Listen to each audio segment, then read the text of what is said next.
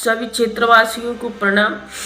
आज जो करारखेड़ा में घटना हुई वो बेहद ही शर्मनाक और निंदनीय है। आज ये स्पष्ट हो गया है कि 11 तारीख की रैली से भाजपा के लोगों में कितनी बौखलाहट है। वो उनको पता चल चुका है कि वो चुनाव हारने वाले हैं और बहुत बुरे तरीके से हारने वाले हैं। इसलिए उस बौखलाहट में इन्हीं के लोगों ने षड्यंत्र करके इस घटना को अंजाम दिया।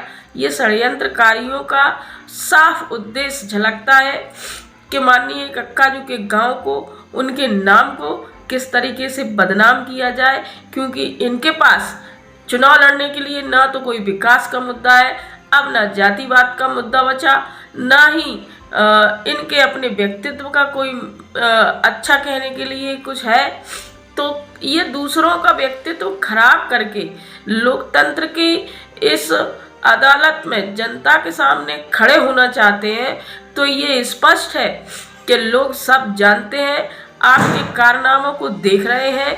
आने वाली 14 तारीख को आज पिछोर की रैली से इतनी बौखलाहट सामने आई है तो 14 तारीख के कार्यक्रम से पूरा चुनाव ही निपट जाएगा और उसके बाद इन लोगों के पास कुछ बचेगा नहीं चुनाव लड़ने के लिए।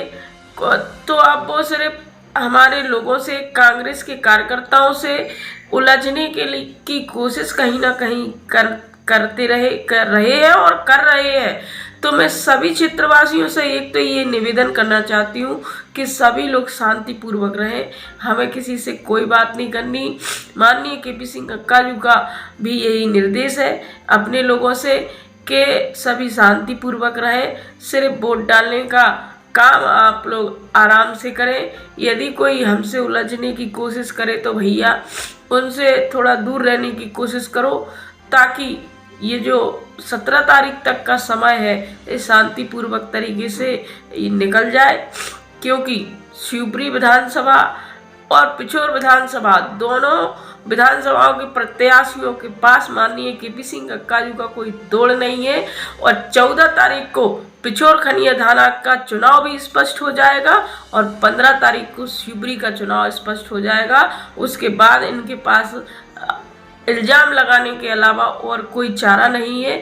तो ये षड्यंत्र किस तरीके से कि करारखेड़ा में जाके ही इनकी लड़ाई का ये जो आया है सामने घटनाक्रम, पूछना चाहते हैं कि जनसंपर्क करने के लिए 20 या 30 गाड़ियों की आवश्यकता पड़ती है या नहीं, और यदि इतनी सारी गाड़ियां लेके जनसंपर्क या जुलूस निकालने गए थे तो उनकी सबकी परमिशन थी या नहीं, ये माननीय प्रशासन की जिम्मेदारी है। और इस घटना को स्पष्टतः पूर्ण रूप से न्यायपूर्वक इसकी जांच करना भी माननीय प्रशासन का काम है।